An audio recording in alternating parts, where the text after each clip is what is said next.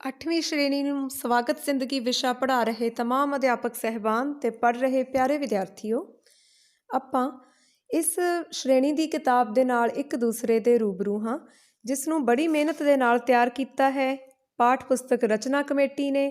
ਤਤਕਰਾ ਵੇਖੀਏ ਤਾਂ ਇਸ ਦੇ 9 ਅਧਿਆਏ ਹਨ ਤੇ ਜੇ ਗੱਲ ਕਰੀਏ ਆਪਾਂ ਪਹਿਲੇ ਅਧਿਆਏ ਦੀ ਤਾਂ ਉਸ ਤੋਂ ਵੀ ਪਹਿਲਾਂ ਸਾਡੀ ਨਜ਼ਰ ਪੈਂਦੀ ਹੈ ਕਿਤਾਬ ਦੇ ਬਿਲਕੁਲ ਖੱਬੇ ਪਾਸੇ। ਵੇਖੋ, ਮੇਰੀ ਤਸਵੀਰ ਮੇਰੀ ਪਹਿਚਾਣ, ਆਪਣੀ ਤਸਵੀਰ ਲਗਾਓ ਤੇ ਜੋ ਇਸ ਦੇ ਵਿੱਚ ਤੁਹਾਤੋਂ ਜਾਣਕਾਰੀ ਮੰਗੀ ਗਈ ਹੈ, ਤੁਹਾਡਾ ਨਾਂ, ਮਾਤਾ ਪਿਤਾ, ਦਾਦਾ ਦਾਦੀ, ਨਾਨਾ ਨਾਨੀ ਜੀ ਦਾ ਨਾਂ, ਉਸ ਤੋਂ ਬਾਅਦ ਆਪਣਾ ਖਾਸ ਗੁਣ ਤੇ ਆਪਣੇ ਜੀਵਨ ਦਾ ਜਿਹੜਾ ਉਦੇਸ਼ ਹੈ, ਮੰਤਵ ਹੈ, ਤੁਸੀਂ ਜ਼ਿੰਦਗੀ 'ਚ ਕੀ ਕਰਨਾ ਚਾਹੁੰਦੇ ਹੋ, ਉਹ ਵੀ ਜ਼ਰੂਰ ਲਿਖ ਦਿਓ। ਉਸ ਤੋਂ ਬਾਅਦ ਆਪਾਂ ਪਹਿਲੇ ਅਧਿਆਏ ਵੱਲ ਪਰਤਦੇ ਹਾਂ। ਸਰੀਰ ਦੀ ਸਫਾਈ ਨਾਲ ਜੁੜਿਆ ਹੈ ਤੇ ਬੜਾ ਹੀ ਖੂਬ ਵਿਚਾਰ ਹੈ। ਆਪਣੇ ਸਰੀਰ ਦਾ ਧਿਆਨ ਰੱਖੋ, ਇਹ ਇੱਕ ਅਜਿਹੀ ਜਗ੍ਹਾ ਹੈ ਜਿੱਥੇ ਤੁਸੀਂ ਅਸਲ ਵਿੱਚ ਰਹਿੰਦੇ ਹੋ। ਬਿਲਕੁਲ ਸਹੀ ਕਿਹਾ ਹੈ। ਤੇ ਆਪਣੇ ਸਰੀਰ ਨੂੰ ਤੁਸੀਂ ਕਿਵੇਂ ਸਾਫ਼ ਰੱਖਦੇ ਹੋ, ਤੁਹਾਤੋਂ ਵੀ ਪੁੱਛਿਆ ਗਿਆ ਹੈ ਬੱਚਿਓ। ਤੁਸੀਂ ਹਮੇਸ਼ਾ, ਕਦੇ-ਕਦੇ ਜਾਂ ਕਦੇ ਨਹੀਂ, ਇਹਨਾਂ 3 ਖਾਨਿਆਂ ਦੇ ਵਿੱਚੋਂ ਕਿਸੇ ਇੱਕ ਤੇ ਜਿਹੜਾ ਤੁਹਾਨੂੰ ਢੁਕਵਾਂ ਲੱਗਦਾ ਉਸ ਦੇ ਵਿੱਚ ਠੀਕਾ ਲਗਾ ਦੋਗੇ। ਜਿਵੇਂ ਕਿ ਮੈਂ ਆਪਣੇ ਨਾਲ ਹਮੇਸ਼ਾ ਰੁਮਾਲ ਰੱਖਦੀ ਹਾਂ, ਕਿ ਕਦੇ-ਕਦੇ ਰੁਮਾਲ ਰੱਖਦੀ ਹਾਂ ਜਾਂ ਕਦੇ ਵੀ ਨਹੀਂ ਰੱਖਦੀ। ਖਾਣਾ ਖਾਣ ਤੋਂ ਪਹਿਲਾਂ ਤੇ ਬਾਅਦ ਵਿੱਚ ਸਾਬਣ ਨਾਲ ਹੱਥ ਧੋਂਦੇ ਹੋ, ਸਾਫ਼ ਕੱਪੜੇ ਪਾਉਂਦੇ ਹੋ, ਛਿੱਕਣ ਜਾਂ ਖੰਘਣ ਸਮੇਂ ਮੂੰਹ ਅੱਗੇ ਰੁਮਾਲ ਕਰਦੇ ਹੋ, ਹਰ ਰੋਜ਼ ਨਹਾਉਂਦੇ ਹੋ, ਵਾਲ ਸਾਫ਼ ਰੱਖਦੇ ਹੋ। ਸੋ ਇਸ ਤਰ੍ਹਾਂ ਦੇ ਇਹਦੇ ਵਿੱਚ ਸਵਾਲ ਹੋਣਗੇ ਤੇ ਹੇਠਾਂ ਉਹਦੇ ਲਈ ਅੰਕ ਵੀ ਦੱਸੇ ਗਏ ਆ ਕਿ ਅਗਰ ਤੁਸੀਂ ਪੂਰੀ ਤਰ੍ਹਾਂ ਸਫਾਈ ਰੱਖਦੇ ਹੋ ਤਾਂ ਤੁਹਾਨੂੰ ਪੂਰੇ ਅੰਕ ਮਿਲਣਗੇ। ਅੱਗੋਂ ਕੁਝ ਹੋਰ ਜਾਣਕਾਰੀ ਦਿੱਤੀ ਗਈ ਹੈ ਆਪਣੇ ਸਰੀਰ ਨੂੰ ਹਰ ਰੋਜ਼ ਸਾਫ਼ ਕਿਵੇਂ ਕੀਤਾ ਜਾ ਸਕਦਾ। ਤੇ ਵੱਡੀ ਗੱਲ ਇਹ ਵੀ ਕਿ ਆਪਣਾ ਤੌਲੀਆ ਤੇ ਕੰਘਾ ਵੱਖਰਾ ਹੀ ਰੱਖਣਾ ਚਾਹੀਦਾ। ਇਹ ਨਹੀਂ ਕਿ ਇੱਕ ਤੌਲੀਆ ਸਾਰਾ ਪਰਿਵਾਰ ਵਰਤੀ ਜਾਵੇ, ਇਹ ਠੀਕ ਨਹੀਂ ਹੁੰਦਾ। ਕੁਝ ਚਿੱਤਰ ਬਣਾ ਕੇ ਦੱਸੇ ਗਏ ਹਨ, ਜਿਵੇਂ ਕਿ ਨਸ਼ਾ ਸਾਡੇ ਸਰੀਰ ਨੂੰ ਖਰਾਬ ਕਰਦਾ ਹੈ, ਇਹ ਗੱਲ ਦੱਸੀ ਹੈ। ਤੇ ਅੱਗੋਂ ਇੱਕ ਗਤੀਵਿਧੀ ਆ, ਇਹ ਆਪਾਂ ਕਲਾਸ ਦੇ ਵਿੱਚ ਕਰਨੀ ਹੈ, ਅਧਿਆਪਕ ਸਹਿਬਾਨ ਤੁਹਾਤੋਂ ਕਰਵਾਉਣਗੇ। ਇੱਕ ਛਿੱਲੇ ਹੋਏ ਆਲੂ ਨੂੰ ਬੱਚਿਆਂ ਨੂੰ ਫੜਾਇਆ ਜਾਏਗਾ। ਉਹ ਜਿਹੜਾ ਆਲੂ ਆ, ਇੱਕ ਬੱਚਾ ਅਗਲੇ ਬੱਚੇ ਨੂੰ ਦੇਵੇਗਾ, ਅਗਲਾ ਉਸ ਤੋਂ ਅਗਲੇ ਨੂੰ, ਇਸ ਤਰ੍ਹਾਂ ਆਲੂ ਅੱਗੇ ਸਾਰੀ ਕਲਾਸ ਦੇ ਵਿੱਚ ਘੁਮਾ ਦਿੱਤਾ ਜਾਏਗਾ। ਤੇ ਆਖਿਰ ਦੇ ਵਿੱਚ ਜੇ ਆਪਾਂ ਵੇਖੀਏ ਤਾਂ ਸਾਰਿਆਂ ਨੂੰ ਪਤਾ ਲੱਗ ਜਾਣਾ ਕਿ ਉਹ ਆਲੂ ਕਿੰਨਾ ਮੈਲਾ ਹੋ ਗਿਆ ਹੋਏਗਾ, ਹੈ ਨਾ, ਇੱਕ ਤੋਂ ਬਾਅਦ ਦੂਜੇ ਦੇ ਹੱਥ 'ਚ ਜਾਂਦੇ ਆ। ਸੋ ਇਸੇ ਤਰ੍ਹਾਂ ਹੀ ਜਿਹੜੀਆਂ ਸਬਜ਼ੀਆਂ ਫਲ ਸਾਡੇ ਕੋਲ ਆਉਂਦੇ ਆ, ਉਹ ਕਿੰਨੇ ਜ਼ਿਆਦਾ ਲੋਕਾਂ ਦੇ ਹੱਥ ਲੱਗਣ ਕਰਕੇ ਜਾਂ ਹੋਰ ਕਾਰਨਾਂ ਕਰਕੇ ਕੀਟਾਣੂਆਂ ਦਾ ਸ਼ਿਕਾਰ ਹੋਏ ਹੁੰਦੇ ਆ। ਤੇ ਜੇ ਆਪਾਂ ਉਹਨਾਂ ਨੂੰ ਬਿਨਾਂ ਧੋਤਿਆਂ ਹੀ ਖਾ ਲਈਏ ਤਾਂ ਤੁਸੀਂ ਆਪ ਸੋਚੋ ਕਿ ਕਿੰਨੇ ਕੀਟਾਣੂ, ਕਿੰਨੀ ਬਿਮਾਰੀ ਸਾਡੇ ਅੰਦਰ ਚਲੀ ਜਾਏਗੀ। ਇਸ ਕਰਕੇ ਹਮੇਸ਼ਾ ਫਲ ਸਬਜ਼ੀਆਂ ਨੂੰ ਧੋ ਕੇ ਹੀ ਖਾਣਾ ਚਾਹੀਦਾ ਹੈ। ਅੱਗੋਂ ਆਪਣੇ ਸਰੀਰ ਦੀ ਸਫਾਈ ਰੱਖਣ ਲਈ ਕੀ ਕੁਝ ਕੀਤਾ ਜਾਏਗਾ ਤੇ ਕਿਉਂ ਕੀਤਾ ਜਾਏਗਾ। ਜਿਵੇਂ ਸਵੇਰੇ ਸੁੱਤਿਆਂ ਪਿਆਂ ਉੱਠ ਕੇ ਕੀ ਕਰਨਾ ਤੇ ਕਿਉਂ ਕਰਨਾ, ਸਵੇਰ ਦੁਪਹਿਰ ਰਾਤ ਦੇ ਖਾਣੇ ਸਮੇਂ ਕੀ ਕਰਨਾ, ਸਕੂਲ ਤੋਂ ਘਰ ਆ ਕੇ ਕੀ ਕਰਨਾ, ਖੇਡਣ ਤੋਂ ਬਾਅਦ ਘਰ ਆ ਕੇ, ਸੌਣ ਤੋਂ ਪਹਿਲਾਂ। ਬੱਚਿਆਂ ਨਾਲ ਇਸ ਵਿਸ਼ੇ 'ਤੇ ਚਰਚਾ ਕੀਤੀ ਜਾ ਸਕਦੀ ਹੈ, ਜਿਸ ਆਧਾਰ 'ਤੇ ਖਾਲੀ ਜਿਹੜੀ ਥਾਂ ਤੁਹਾਨੂੰ ਨਜ਼ਰ ਆਉਂਦੀ ਹੈ ਉਹਦੇ ਉੱਪਰ ਤੁਸੀਂ ਲਿਖੋਗੇ ਤੇ ਉਸ ਨੂੰ ਭਰੋਗੇ। ਇਸ ਪਾਠ ਨੂੰ ਪੜ੍ਹਨ ਤੋਂ ਬਾਅਦ ਤੁਹਾਡੇ 'ਚ ਜੋ ਤਬਦੀਲੀਆਂ ਆਈਆਂ ਤੁਸੀਂ ਉਹ ਵੀ ਲਿਖਣੀਆਂ ਨੇ। ਤੇ ਅਧਿਆਪਕ ਵੱਲੋਂ ਵਿਦਿਆਰਥੀ ਨੂੰ ਓਬਜ਼ਰਵ ਕਰਕੇ, ਜਿਵੇਂ ਤੁਸੀਂ ਮਿਡ ਡੇ ਮੀਲ ਖਾਂਦੇ ਹੋ ਤਾਂ ਉਸ ਮੌਕੇ ਤੁਸੀਂ ਖਾਣਾ ਕਿਸ ਤਰ੍ਹਾਂ ਖਾਂਦੇ ਹੋ, ਉਸ ਚੀਜ਼ ਨੂੰ ਵੀ ਨੋਟ ਕੀਤਾ ਜਾਏਗਾ ਤੇ ਅਧਿਆਪਕ ਸਾਹਿਬ ਵੱਲੋਂ ਟਿੱਪਣੀ ਕੀਤੀ ਜਾਏਗੀ। ਅਗਲਾ ਸਾਡਾ ਅਧਿਆਇ ਹੈ ਸਵੈ ਨਿਯੰਤਰਣ। ਨਿਯੰਤਰਣ ਦਾ ਮਤਲਬ ਹੁੰਦਾ ਹੈ ਕਾਬੂ, ਤੇ ਸਵੈ ਦਾ ਮਤਲਬ ਆਪਣੇ ਆਪ ਤੇ। ਸੋ ਅਸੀਂ ਆਪਣੇ ਆਪ ਤੇ, ਆਪਣੀਆਂ ਆਦਤਾਂ ਤੇ, ਆਪਣੇ ਗੁੱਸੇ ਤੇ ਕਿਸ ਤਰ੍ਹਾਂ ਕਾਬੂ ਕਰਦੇ ਹਾਂ। ਆਪਣੀਆਂ ਕਮੀਆਂ ਨੂੰ ਖੂਬ ਚੰਗੀ ਤਰ੍ਹਾਂ ਪਛਾਣਨਾ ਤੇ ਫਿਰ ਹੀ ਉਹਨਾਂ ਨੂੰ ਦੂਰ ਕਰਨ ਦੀ ਕੋਸ਼ਿਸ਼ ਕਰਨੀ ਹੈ। ਆਪਣੀਆਂ ਗਲਤੀਆਂ ਨੂੰ ਮਾਫ਼ ਕਰੋ ਤੇ ਅੱਗੇ ਵਧੋ। ਆਪਣੇ ਆਪ ਨੂੰ ਇਨਾਮ ਦੇਣਾ ਵੀ ਨਾ ਭੁੱਲੋ। ਆਪਣੀ ਹਰ ਵਧੀਆ ਗੱਲ ਤੇ ਆਪਣੇ ਆਪ ਨੂੰ ਵੀ ਸ਼ਾਬਾਸ਼ ਜ਼ਰੂਰ ਦਿਆ ਕਰੋ। ਅੱਗੇ ਹੈ ਜੀ ਸਵੈ ਵਿਸ਼ਵਾਸ ਤੇ ਸਵੈ ਨਿਯੰਤਰਣ ਕਿਸ ਤਰ੍ਹਾਂ ਸਾਡੇ ਕੰਮ ਆਉਂਦਾ ਹੈ। ਇੱਕ ਛੋਟੀ ਜਿਹੀ ਗਤੀਵਿਧੀ ਹੈ, ਬੜੇ ਧਿਆਨ ਨਾਲ ਦੇਖੋ ਕਿ ਜਿਹੜੀ ਕਾਗਜ਼ ਦੀ ਇੱਕ ਸ਼ੀਟ ਹੈ, ਬੜਾ ਹੀ ਇੱਕ ਸਾਦਾ ਕਾਗਜ਼ ਆ, ਉਹਦੇ ਉੱਪਰ ਇੱਕ ਪਤਲੀ ਜਿਲਦ ਵਾਲੀ ਆਪਾਂ ਕਿਤਾਬ ਲੈ ਲਈ। ਕੀ ਕਾਗਜ਼ ਦੀ ਪਤਲੀ ਸ਼ੀਟ ਕਿਤਾਬ ਨੂੰ ਆਪਣੇ ਉੱਪਰ ਸੰਭਾਲ ਸਕਦੀ ਹੈ? ਹਰਗਿਜ਼ ਵੀ ਨਹੀਂ, ਬਿਲਕੁਲ ਵੀ ਨਹੀਂ। ਠੀਕ ਹੈ, ਹੁਣ ਆਪਾਂ ਕੀ ਕਰਨਾ, ਕਿਤਾਬ ਦਾ ਭਾਰ ਤਾਂ ਆਪਾਂ ਨਹੀਂ ਘਟਾ ਸਕਦੇ, ਪਰ ਆਪਾਂ ਕਾਗਜ਼ ਦੀ ਸ਼ੀਟ ਨੂੰ ਹੀ ਮਜ਼ਬੂਤ ਕਰਨ ਦੀ ਕੋਸ਼ਿਸ਼ ਕਰਨੀ ਹੈ। ਇਸ ਸ਼ੀਟ ਨੂੰ ਹੁਣ ਪਾਈਪ ਦੇ ਰੂਪ ਵਿੱਚ ਗੋਲ ਕਰ ਲਓ, ਠੀਕ ਹੈ, ਜਿਵੇਂ ਤੁਸੀਂ ਤਸਵੀਰ 'ਚ ਦੇਖ ਰਹੇ ਹੋ। ਇਸ ਕਾਗਜ਼ ਦੀ ਸ਼ੀਟ ਉੱਪਰ ਹੁਣ ਕਿਤਾਬ ਰੱਖਣ ਦੀ ਕੋਸ਼ਿਸ਼ ਕਰੋ, ਤਾਂ ਕਿਤਾਬ ਜਿਹੜੀ ਪਤਲੀ ਜਿਹੀ ਕਿਤਾਬ ਆ ਉਹ ਆਰਾਮ ਨਾਲ ਟਿਕ ਜਾਏਗੀ।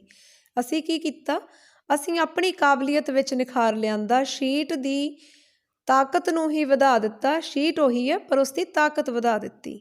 ਉਸੇ ਤਰ੍ਹਾਂ ਅਸੀਂ ਵੀ ਆਪਣੀ ਤਾਕਤ ਵਧਾ ਸਕਦੇ ਹਾਂ ਤਾਂ ਕਿ ਅਸੀਂ ਜ਼ਿੰਦਗੀ ਦਾ ਬੋਝ ਸੌਖਿਆਂ ਹੀ ਚੱਕ ਲਈਏ ਅਤੇ ਜ਼ਿੰਦਗੀ ਨੂੰ ਮਾਣ ਸਕੀਏ ਅਤੇ ਨਾਲ ਕਹੀਏ ਸਵਾਗਤ ਜ਼ਿੰਦਗੀ। ਕਿਸ ਤਰ੍ਹਾਂ? ਆਪਣੀਆਂ ਭਾਵਨਾਵਾਂ, ਕਮਜ਼ੋਰੀਆਂ, ਗੁੱਸੇ, ਈਰਖਾ ਆਦਿ ਨੂੰ ਆਪਣੇ ਕਾਬੂ ਵਿੱਚ ਕਰਨ ਦੇ ਜੇ ਯੋਗ ਹੋ ਜਾਈਏ ਤਾਂ ਸਾਡੀ ਤਾਕਤ ਵੱਧ ਜਾਏਗੀ। ਸੋ ਅੱਗੋਂ ਟੀਮ ਦੇ ਰੂਪ ਵਿੱਚ ਤੁਸੀਂ ਗਤੀਵਿਧੀਆਂ ਕਰਨੀਆਂ ਹਨ। ਇੱਕ ਦੂਜੇ ਨਾਲ ਸਵਾਲ ਜਵਾਬ ਹਨ ਤੁਹਾਡੇ ਇੱਥੇ ਲਿਖੇ ਹੋਏ ਆ ਕਿਤਾਬ 'ਤੇ 9 ਨੰਬਰ ਪੇਜ 'ਤੇ।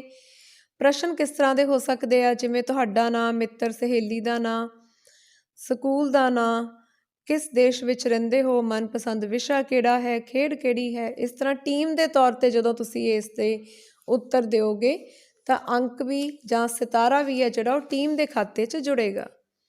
ਆਪਣੀ ਜਾਂਚ ਵੀ ਕਰਦੇ ਜਾਓ ਕਿ ਮੇਰੇ 2 ਚੰਗੇ ਗੁਣ ਕਿਹੜੇ ਆ, ਟੀਚਾ ਕਿਹੜਾ, ਮੈਨੂੰ ਆਪਣੇ 'ਤੇ ਮਾਣ ਕਿਹੜੀ ਗੱਲ ਦਾ, ਅਤੇ ਨਾਲ ਨਾਲ ਆਪਣੇ 2 ਔਗਣ ਵੀ ਜ਼ਰੂਰ ਲਿਖੋ। ਠੀਕ ਹੈ ਜੀ। ਇਸ ਤਰ੍ਹਾਂ ਹੀ ਕੁਝ ਖਾਲੀ ਥਾਵਾਂ ਤੁਸੀਂ ਭਰਨੀਆਂ ਕਿ ਮੇਰੀਆਂ ਬੁਰੀਆਂ ਆਦਤਾਂ ਕਿਹੜੀਆਂ ਕਿਹੜੀਆਂ, ਜਦੋਂ ਕੋਈ ਮੈਨੂੰ ਡਾਂਟਦਾ ਤਾਂ ਮੈਨੂੰ ਕਿਸ ਤਰ੍ਹਾਂ ਮਹਿਸੂਸ ਹੁੰਦਾ, ਕਿਸੇ ਨਾਲ ਈਰਖਾ ਸਾੜੇ ਮੌਕੇ ਕਿਸ ਤਰ੍ਹਾਂ ਮਹਿਸੂਸ ਹੁੰਦਾ, ਅਤੇ ਅੰਤ ਵਿੱਚ ਆਪਣੇ ਨਿਵੇਕਲੇ ਗੁਣਾਂ ਦੀ ਸੂਚੀ ਜ਼ਰੂਰ ਤਿਆਰ ਕਰਨੀ ਆ। ਮੈਨੂੰ ਆਪਣੇ ਉੱਪਰ ਮਾਣ ਹੈ ਬਾਰੇ 5 ਸਤਰਾਂ ਜ਼ਰੂਰ ਲਿਖਣੀਆਂ ਨੇ। ਜਿਹੜੀਆਂ ਗੱਲਾਂ ਦਾ ਤੁਹਾਨੂੰ ਮਾਣ ਆ ਕਿ ਤੁਹਾਡੇ 'ਚ ਗੁਣ ਹੈਗੇ ਆ, ਉਹਨਾਂ 5 ਗੁਣਾਂ ਬਾਰੇ ਜ਼ਰੂਰ ਲਿਖਣਾ। ਅਤੇ ਸਵੈ ਨਿਯੰਤਰਣ ਜਾਂ ਆਪਣੇ ਆਪ 'ਤੇ ਕਾਬੂ ਕਰਕੇ ਜ਼ਿੰਦਗੀ 'ਚ ਆਪਾਂ ਕਿਵੇਂ ਸਫਲ ਹੋ ਸਕਦੇ ਹਾਂ, ਇਸ ਬਾਰੇ ਲਿਖਣਾ। ਤੀਜਾ ਅਧਿਆਇ ਸਾਡਾ ਬੜਾ ਹੀ ਸੌਖਾ ਅਤੇ ਮਹੱਤਵਪੂਰਨ ਹੈ, ਉਹ ਹੈ ਬਜ਼ੁਰਗਾਂ ਨਾਲ ਪਿਆਰ ਅਤੇ ਧੰਨਵਾਦ। ਸੋ ਬਜ਼ੁਰਗਾਂ ਦਾ ਅਸੀਂ ਕਿਵੇਂ ਸਤਿਕਾਰ ਕਰਨਾ, ਇੱਥੇ ਤੁਸੀਂ ਆਪਣੇ ਪਰਿਵਾਰ ਦੇ ਜੀਆਂ ਦੇ ਨਾਂ ਲਿਖ ਸਕਦੇ ਹੋ ਜਾਂ ਉਹਨਾਂ ਦੀ ਤਸਵੀਰ ਲਗਾ ਸਕਦੇ ਹੋ। ਜੇ ਤਸਵੀਰ ਲਗਾ ਲਓ ਤਾਂ ਕੀ ਕਹਿਣੇ, ਆਪਣੇ ਮਾਂ ਬਾਪ ਦੇ, ਦਾਦਾ ਦਾਦੀ ਜੀ ਦੇ, ਨਾਨਾ ਨਾਨੀ ਜੀ ਦੇ, ਭੈਣ ਭਰਾਵਾਂ ਦੇ ਇੱਥੇ ਤੁਸੀਂ ਨਾਂ ਜਾਂ ਉਹਨਾਂ ਦੀ ਤਸਵੀਰ ਲਗਾ ਲਓ। ਸੋ ਫਟਾਫਟ ਇਸ ਆਹਰ ਦੇ ਵਿੱਚ ਜੁਟ ਜਾਓ ਅਤੇ ਆਪਣੀ ਇਸ ਕਿਤਾਬ ਨੂੰ ਹੋਰ ਵੀ ਸੋਹਣਾ ਸ਼ਿੰਗਾਰ ਦਿਓ ਆਪਣੇ ਪਰਿਵਾਰ ਦੀ ਮਹਿਕ ਦੇ ਨਾਲ। ਸ਼ੁਕਰਗੁਜ਼ਾਰੀ ਬੜੀ ਜ਼ਰੂਰੀ ਆ, ਧੰਨਵਾਦ ਕਰਨਾ ਚਾਹੀਦਾ, ਅਤੇ ਬਜ਼ੁਰਗਾਂ ਦਾ ਜਿਹੜਾ ਸਤਿਕਾਰ ਆ ਉਹ ਕੋਈ ਅਸੀਂ ਸਿਰਫ ਕਾਪੀ 'ਤੇ ਹੀ ਨਹੀਂ ਲਿਖਣਾ, ਕਿਤਾਬ 'ਤੇ ਹੀ ਨਹੀਂ ਲਿਖਣਾ, ਬਲਕਿ ਜ਼ਿੰਦਗੀ 'ਚ ਵੀ ਕਰਕੇ ਦਿਖਾਉਣਾ। ਬੜੀ ਰੌਚਕ ਕਿਰਿਆ ਹੈ ਬੇਟਾ ਤੁਹਾਡੇ ਲਈ। 18 ਨੰਬਰ ਪੇਜ 'ਤੇ ਵੇਖੋ, ਆਪਣੇ ਬਜ਼ੁਰਗਾਂ ਤੋਂ ਸੁਣੀ ਹੋਈ ਕੋਈ ਕਹਾਣੀ ਲਿਖਣੀ ਆ, ਆਪਣੇ ਬਜ਼ੁਰਗਾਂ ਤੋਂ ਉਹਨਾਂ ਦੇ ਬਚਪਨ ਬਾਰੇ ਸੁਣੀਆਂ ਗੱਲਾਂ ਲਿਖਣੀਆਂ। ਇਹ ਤਾਂ ਬਿਲਕੁਲ ਨਵੀਂ ਗੱਲ ਹੋਏਗੀ ਤੁਹਾਡੇ ਬਾਰੇ ਅਤੇ ਤੁਹਾਡੇ ਬਜ਼ੁਰਗਾਂ ਬਾਰੇ, ਕਿਉਂਕਿ ਤੁਸੀਂ ਕਦੇ ਉਹਨਾਂ ਤੋਂ ਉਹਨਾਂ ਦੇ ਬਚਪਨ ਦੀਆਂ ਗੱਲਾਂ ਤਾਂ ਸ਼ਾਇਦ ਸੁਣੀਆਂ ਹੀ ਨਹੀਂ ਹੋਣੀਆਂ। ਕਹਾਣੀਆਂ ਤਾਂ ਜ਼ਰੂਰ ਸੁਣੀਆਂ ਹੋਣਗੀਆਂ, ਪਰ ਉਹਨਾਂ ਦੇ ਬਚਪਨ ਦੀਆਂ ਗੱਲਾਂ, ਉਹ ਆਪਣੇ ਮੌਕੇ ਕਿਸ ਤਰ੍ਹਾਂ ਦੀਆਂ ਸ਼ਰਾਰਤਾਂ ਕਰਦੇ ਸੀ, ਉਹ ਸਾਰਾ ਕੁਝ ਵੀ ਤੁਸੀਂ ਜ਼ਰੂਰ ਲਿਖਣਾ ਇੱਥੇ। ਤੁਹਾਨੂੰ ਆਪਣੇ ਮਾਪਿਆਂ ਅਤੇ ਬਜ਼ੁਰਗਾਂ ਨਾਲ ਕਿਹੜਾ ਕੰਮ ਕਰਨ ਵਿੱਚ ਆਨੰਦ ਆਉਂਦਾ, ਉਹ ਵੀ ਇੱਥੇ ਜ਼ਰੂਰ ਲਿਖ ਦਿਓ। ਦੇਖੋ ਕਿੰਨਾ ਸੋਹਣਾ ਤੁਹਾਡੇ ਲਈ ਖਾਲੀ ਥਾਂ ਬਣਾਇਆ ਹੋਇਆ, ਅਤੇ ਉਹਨਾਂ ਲਈ ਧੰਨਵਾਦ ਦਾ ਸੋਹਣਾ ਜਿਹਾ ਕਾਰਡ ਵੀ ਬਣਾ ਸਕਦੇ ਹੋ। ਚੌਥਾ ਪਾਠ ਹੈ ਸਾਡਾ, ਸਾਡੀ ਕੀਮਤੀ ਜ਼ਿੰਦਗੀ ਦੀ ਸੁਰੱਖਿਆ। ਇਸ ਦੇ ਵਿੱਚ ਤੁਸੀਂ ਦੁਰਘਟਨਾਵਾਂ ਜਿਹੜੀਆਂ ਕਿ ਸੜਕਾਂ 'ਤੇ ਹੁੰਦੀਆਂ ਅਤੇ ਹੋਰ ਵੀ ਦੁਰਘਟਨਾਵਾਂ ਨੇ, ਉਹਨਾਂ ਦੇ ਕਾਰਨ ਅਤੇ ਉਹਨਾਂ ਨੂੰ ਰੋਕਣ ਦੇ ਕਿਹੜੇ ਕਿਹੜੇ ਤਰੀਕੇ ਹੋ ਸਕਦੇ ਆ, ਉਹਨਾਂ ਬਾਰੇ ਥੋੜ੍ਹਾ ਜਿਹਾ ਲਿਖ ਸਕਦੇ ਹੋ। ਉਸ ਤੋਂ ਬਾਅਦ ਬੜੀਆਂ ਹੀ ਕਮਾਲ ਦੀਆਂ ਗਤੀਵਿਧੀਆਂ ਹਨ ਤੁਹਾਡੇ ਵਾਸਤੇ, ਜਿਵੇਂ ਪਹਿਲਾਂ ਕੁਝ ਕੰਮ ਦੀਆਂ ਗੱਲਾਂ ਸਿੱਖ ਲੈਣੀਆਂ ਹਨ। ਕਿਹੜੀਆਂ ਗੱਲਾਂ ਕਰਨੀਆਂ ਚਾਹੀਦੀਆਂ ਹਨ, ਜਿਵੇਂ ਸੜਕ ਤੋਂ ਦੂਰ ਆਪਣੇ ਘਰ ਦੇ ਨੇੜੇ ਹੀ ਖੇਡਣਾ ਚਾਹੀਦਾ, ਜਿਹੜੇ ਵਹੀਕਲ ਜਾਂ ਵਾਹਨ ਲੰਘਦੇ ਆ ਉਹਨਾਂ ਦੇ ਲੰਘਣ ਜਾਂ ਰੁਕਣ ਦੀ ਉਡੀਕ ਕਰਨੀ ਚਾਹੀਦੀ ਆ, ਛੇਤੀ ਛੇਤੀ ਸੜਕ ਪਾਰ ਨਹੀਂ ਕਰਨੀ ਚਾਹੀਦੀ। ਜਦੋਂ ਤੱਕ ਤੁਸੀਂ ਸੜਕ 'ਤੇ ਹੋ ਪੂਰੀ ਤਰ੍ਹਾਂ ਸੁਚੇਤ ਅਤੇ ਚੁਕੰਨੇ ਰਹੋ, ਕਦੇ ਵੀ ਅਵੇਸਲੇ ਨਹੀਂ ਹੋਣਾ, ਕੀ ਪਤਾ ਕਦੋਂ ਕਿੱਥੇ ਕਿੱਧਰੋਂ ਕੋਈ ਵਾਹਨ ਆ ਸਕਦਾ। ਸੋ ਹਮੇਸ਼ਾ ਸੁਚੇਤ ਹੋ ਕੇ ਰਹੋ। ਅਤੇ ਜਿਹੜੀ ਮੈਂ ਦਿਲਚਸਪ ਗਤੀਵਿਧੀ ਦੀ ਗੱਲ ਕਰ ਰਹੀ ਸੀ, ਉਹ ਇਹ ਹੈ ਬੱਚਿਓ, ਆਹ ਦੇਖੋ ਤੁਹਾਡੇ ਸਾਹਮਣੇ ਤਸਵੀਰ ਦੇ ਵਿੱਚ ਵੱਖ-ਵੱਖ ਵਿਅਕਤੀਆਂ ਦੁਆਰਾ ਕੀਤੀਆਂ ਜਾ ਰਹੀਆਂ ਗਲਤੀਆਂ ਦਾ ਪਤਾ ਲਗਾਓ ਤੇ ਉਸ ਵਿਅਕਤੀ ਤੇ ਚੱਕਰ ਲਗਾ ਦਿਓ। ਜਿਹੜਾ ਤੁਹਾਨੂੰ ਲੱਗ ਰਿਹਾ ਇੱਥੇ ਵਿਅਕਤੀ ਗਲਤ ਤਰੀਕੇ ਨਾਲ ਕੋਈ ਵਾਹਨ ਚਲਾ ਰਿਹਾ ਜਾਂ ਸੜਕਾਂ ਤੇ ਗਲਤ ਰੂਪ ਦੇ ਵਿੱਚ ਵਿਚਰ ਰਿਹਾ, ਤੁਸੀਂ ਉੱਥੇ ਇੱਕ ਚੱਕਰ ਲਗਾ ਦੇਣਾ। ਵਿਅਕਤੀ ਕਿਹੜੀਆਂ ਗਲਤੀਆਂ ਕਰ ਰਹੇ ਹਨ ਜੋ ਤੁਸੀਂ ਆਪਣੀ ਕੀਮਤੀ ਜਾਨ ਬਚਾਉਣ ਲਈ ਨਹੀਂ ਕਰੋਗੇ, ਉਹਨਾਂ ਦਾ ਤੁਸੀਂ ਲੇਖਾ ਜੋਖਾ ਕਰਨਾ। ਅਗਲੀ ਗਤੀਵਿਧੀ ਇਸ ਤੋਂ ਵੀ ਦਿਲਚਸਪ ਹੈ। ਇਹ ਦੇਖੋ, ਪੈਨਸਲ ਦੀ ਸਹਾਇਤਾ ਨਾਲ ਫੋਟੋ ਵਿੱਚ ਦਰਸਾਏ 4 ਬੱਚਿਆਂ ਨੂੰ ਸੜਕ ਸੁਰੱਖਿਆ ਨਿਯਮਾਂ ਦੀ ਪਾਲਣਾ ਕਰਦਿਆਂ ਹੋਇਆਂ ਪਾਰਕ ਵਿੱਚ ਪਹੁੰਚਾਉਣਾ। ਸੋ ਪੈਨਸਲ ਲੈ ਕੇ ਫਟਾਫਟ ਸ਼ੁਰੂ ਹੋ ਜਾਓ। ਕਿੱਥੋਂ ਦੀ ਉਹ ਬੱਚੇ ਲੰਘ ਸਕਦੇ ਆ, ਕਿਵੇਂ ਲੰਘ ਸਕਦੇ ਆ, 4 ਬੱਚਿਆਂ ਨੂੰ ਤੁਸੀਂ ਪਾਰਕ ਦੇ ਵਿੱਚ ਪਹੁੰਚਾ ਕੇ ਦਿਖਾਉਣਾ। ਪਰ ਸ਼ਰਤ ਕੀ ਆ ਕਿ ਜਿਹੜੇ ਸੜਕਾਂ ਦੇ ਨਿਯਮ ਹੈਗੇ ਆ, ਟ੍ਰੈਫਿਕ ਰੂਲਸ ਨੇ, ਉਹਨਾਂ ਨੂੰ ਨਹੀਂ ਤੋੜਨਾ, ਬਲਕਿ ਉਹਨਾਂ ਦੀ ਪੂਰੀ ਤਰ੍ਹਾਂ ਪਾਲਣਾ ਕਰਨੀ ਆ। ਠੀਕ ਹੈ ਜੀ। ਅਗਲਾ ਸਾਡਾ ਪਾਠ ਜਿਹੜਾ 5ਵਾਂ ਪਾਠ ਹੈਗਾ, ਉਸ ਤੋਂ ਪਹਿਲਾਂ ਇੱਕ ਹੋਰ ਗਤੀਵਿਧੀ ਵੀ ਇੱਧਰ ਕਰਦੇ ਜਾਓ ਕਿ ਸੜਕ ਸੁਰੱਖਿਆ ਬਾਰੇ ਲੋਕਾਂ ਨੂੰ ਜਾਗਰੂਕ ਕਰਨ ਲਈ 3 ਨਾਅਰੇ ਵੀ ਲਿਖ ਦਿਓ ਤੇ ਪਹੁੰਚ ਜਾਓ ਜੀ 5ਵੇਂ ਅਧਿਆਇ ਤੇ, 27 ਨੰਬਰ ਪੇਜ ਤੇ, ਪਸ਼ੂਆਂ ਪ੍ਰਤੀ ਨੈਤਿਕਤਾ। ਮਹਾਤਮਾ ਗਾਂਧੀ ਨੇ ਕਿਹਾ ਸੀ, ਕਿਸੇ ਰਾਸ਼ਟਰ ਦੀ ਮਹਾਨਤਾ ਤੇ ਉਸ ਦੀ ਨੈਤਿਕ ਉੱਨਤੀ ਦਾ ਪਤਾ ਉਸ ਦੇ ਪਸ਼ੂਆਂ ਨਾਲ ਪੇਸ਼ ਆਉਣ ਦੇ ਤਰੀਕੇ ਤੋਂ ਕੀਤਾ ਜਾ ਸਕਦਾ ਹੈ। ਸੋ ਮਨੁੱਖ ਦੀ ਪਸ਼ੂ ਨਾਲ ਬੜੀ ਪੁਰਾਣੀ ਸਾਂਝ ਹੈ। ਬਹੁਤ ਸਾਰੇ ਜਾਨਵਰ ਹਨ ਜਿਨ੍ਹਾਂ ਨੂੰ ਆਪਣੇ ਕਿਸੇ ਨਾ ਕਿਸੇ ਕੰਮ 'ਚ ਮਦਦ ਲਈ ਵਰਤਦਾ ਹੈ। ਤੁਸੀਂ ਉਹਨਾਂ ਦੀ ਸੂਚੀ ਬਣਾਉਣੀ ਹੈ ਬੱਚਿਓ। ਜਿਵੇਂ ਇੱਥੇ ਲਿਖ ਸਕਦੇ ਹੋ ਕਿ ਕੁੱਤਾ ਰਾਖੀ ਦੇ ਲਈ, ਗਾਂ, ਮੱਝ, ਬੱਕਰੀ ਨੂੰ ਦੁੱਧ ਪੀਣ ਦੇ ਲਈ ਪਾਲਿਆ ਜਾਂਦਾ। ਇਸੇ ਤਰ੍ਹਾਂ ਹਾਥੀ ਦੇ ਉੱਪਰ ਬੈਠ ਕੇ ਸੈਰ ਕੀਤੀ ਜਾਂਦੀ ਹੈ। ਜਿਹੜਾ ਘੋੜਾ, ਉਸ ਨੂੰ ਯੁੱਧ ਦੇ ਵਿੱਚ ਵੀ ਵਰਤਿਆ ਜਾਂਦਾ। ਮੁਰਗੀਆਂ ਤੋਂ ਅਸੀਂ ਅੰਡੇ ਪ੍ਰਾਪਤ ਕਰਦੇ ਹਾਂ, ਮਾਸ ਪ੍ਰਾਪਤ ਕਰਦੇ ਹਾਂ। ਇਸ ਤਰ੍ਹਾਂ ਨਾਲ ਕੁਝ ਜਿਹੜੇ ਕੋਈ ਖੱਚਰਾਂ ਹੈਗੀਆਂ ਨੇ, ਉਹਨਾਂ ਤੋਂ ਅਸੀਂ ਭਾਰ ਢੋਣ ਦਾ ਕੰਮ ਲੈਂਦੇ ਹਾਂ। ਸੋ ਅਸੀਂ ਸ਼ੁਰੂ ਤੋਂ ਪਸ਼ੂਆਂ ਨੂੰ ਆਪਣੇ ਕੰਮ ਲਈ ਵਰਤਦੇ ਆਏ ਹਾਂ। ਪਰ ਇੱਥੇ ਖਿਆਲ ਰੱਖਣ ਦੀ ਲੋੜ ਹੈ ਕਿ ਅਸੀਂ ਪਸ਼ੂਆਂ ਨੂੰ ਆਪਣੇ ਕੰਮ ਲਈ ਇਸ ਤਰ੍ਹਾਂ ਨਾ ਵਰਤੀਏ ਕਿ ਉਹਨਾਂ 'ਤੇ ਜ਼ੁਲਮ ਕਰ ਦਈਏ। ਉਹਨਾਂ ਨੂੰ ਕੁੱਟਣਾ, ਮਾਰਨਾ ਬਹੁਤ ਬੁਰੀ ਗੱਲ ਹੈ। ਸੋ ਉਹਨਾਂ ਤੋਂ ਅਸੀਂ ਅਜਿਹੀਆਂ ਚੀਜ਼ਾਂ ਪ੍ਰਾਪਤ ਨਾ ਕਰੀਏ ਜਿਨ੍ਹਾਂ ਲਈ ਉਹਨਾਂ ਨੂੰ ਤੰਗ ਕੀਤਾ ਜਾਵੇਗਾ, ਕਿਉਂਕਿ ਉਹ ਵੀ ਤਾਂ ਸਾਡੀ ਤਰ੍ਹਾਂ ਹਨ।